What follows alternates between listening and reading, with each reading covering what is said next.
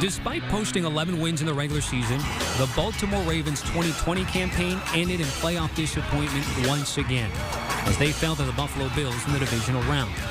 And for Lamar Jackson personally, while he did win his first playoff game against the Titans, it was his performance in that game against the Bills, which included a 101-yard pick six before he left with a concussion, that will help serve as motivation for the upcoming season. I'm focused on winning right now, trying to bring my Super Bowl here. As far as improving their roster, the Ravens brought in wide receiver Sammy Watkins in free agency. And they also added Kevin Zeitler and Alejandro Villanueva to help beef up their offensive line. And in the draft, they spent their 2 first-round picks on a couple of former Big Ten standouts in wideout Rashad Bateman and linebacker Odafe Oweh. This also could be a breakout year for second-year running back J.K. Dobbins, who no longer will have to share carries with Mark Ingram, who was released in the offseason. But for the Ravens to get where they're trying to go and play in Los Angeles in February, they'll need Lamar Jackson to play like an MVP in the regular season and the playoffs.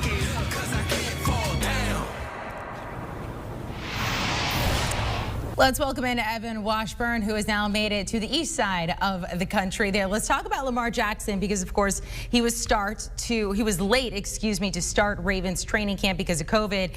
But he said when he was at home, he was trying to practice as much as possible because he didn't want to show up to camp and have his coach tell him he looked rusty. So how does Lamar Jackson look? He looks great. I mean, the one thing about Lamar, Amanda, is he's a gamer. And look, there's holes in his game that people love to pick apart.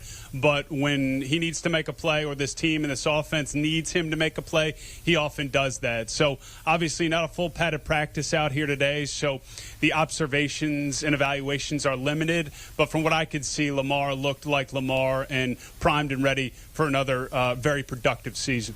You know, we saw Josh Allen get his extension with the Bills, part of that 2018 draft class, same as Lamar Jackson. Now, John Harbaugh has said, look, there's no rush to get things done with Lamar. We have faith. But is that looming over him? Is that affecting him in some way? If it is, he's not showing it publicly. And Lamar's pretty much an open book. And look, he wants to get paid, and he knows he's going to get paid. And I would expect it to be from this organization because they've been so forward about their expectation to make Lamar the quarterback here for a long time. And there hasn't been, at least publicly, a declaration of this needs to happen before this date or before the season starts. So there's obviously work being done behind the scenes. But Lamar's focus is solely on winning and trying to get this team into the playoffs, into the Super Bowl. It's something that he brings up a lot. He doesn't bring up a contract, if at all. The Ravens get Lamar back, but they have now lost rookie wide receiver Rashad Bateman. Of course, they took him 27th overall in this year's draft. He has to have groin surgery. So here's more from Harbaugh on Bateman's injury. Bateman, to give you the announcement on Bateman, he actually is getting a surgery either today or either tomorrow or Friday on his groin. He'll be back from that sometime in September. All right, so Evan, the good thing there is he's just going to be out a couple weeks, not a couple months, but this is added now to the absence of Hollywood Brown, who is his injury they fear is worse than initially expected. So how are the Ravens handling all of this when it comes to the receivers? It's a lot to sort through. And look, the passing game was under and continues to be under the microscope heading into this year. The Bateman injury is really disappointing because he was flashing early in camp. Talking to John Harbaugh after practice, he believes he's going to be a great wide receiver for this team. His ability to get off the line, even against the corners that they have here in Baltimore, and Marcus Peters and Marlon Humphrey, he was having a really strong camp. And when you're a rookie and you lose that much time, it hurts your development. So the hope is, yes, he can be effective at some point in September, but probably more towards the midpoint of the season.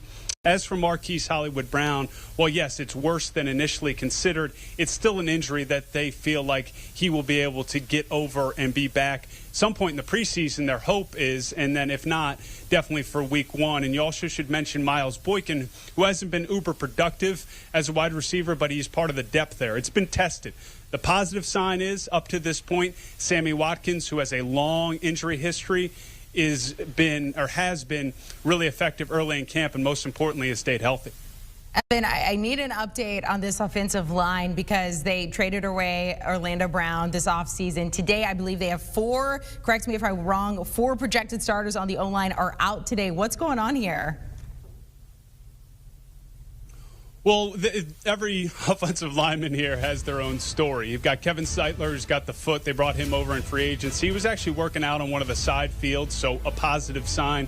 Villanueva, he's missed the last 2 days. Doesn't sound serious, more of it being rest. And then you've got Ronnie Stanley, who's coming off serious ankle surgery and injury a year ago. So I wouldn't say that this is a situation where the line that they hope that's going to exist week 1 is not feasible to occur, but what you're dealing with is a lack of time on task, and that has to be the major concern there. Much like the passing game and the wide receivers, the 2 areas of focus for this team heading into this year have been the areas that have been most compromised by injuries during training camp. Now, none of those other than Bateman are long-term, but it's affecting their ability to build chemistry on a day-to-day basis as we sit here in early August.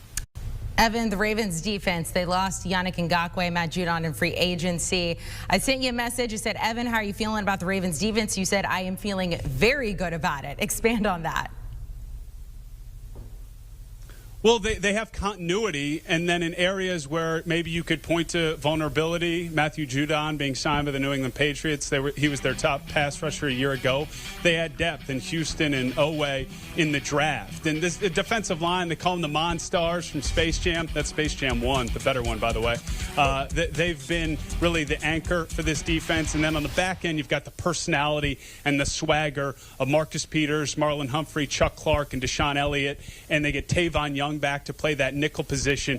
And the linebackers, it's 2 young guys inside, Malik Harrison and Patrick Queen, but they just make plays all over the field. This defense, Amanda, to me is going to be the safe side of things, at least to start the season, because of the depth, the continuity, and up to this point, they've stayed healthy. So much like in years past here in Baltimore, I think the defense is going to lead the way out of the gate. Yeah, across the board, that offense needs to get a little bit healthier there. Didn't even see the second Space Jam. Just not even going to bother with it.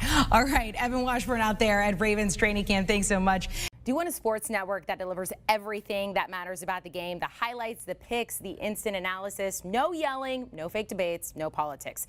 Hit the subscribe button and never miss a moment.